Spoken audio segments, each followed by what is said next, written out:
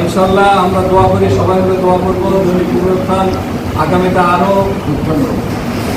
আস্তে আস্তে তারা কর্ম বিকশিত হোক এবং সাধারণ মানুষের, বাংলাদেশের মানুষের মনে এই তার সব সাংবাদিকতা দিয়ে এবং নির্দিষ্ট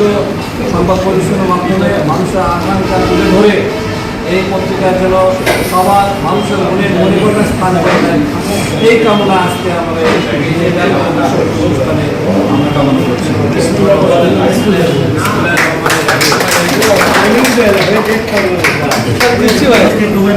সভাপতি, সাবেক সদস্য সচিব সহ সকল নেতৃবৃন্দকে দৈনিক পুনরুত্থানের পক্ষ থেকে শুভেচ্ছা জানাচ্ছি।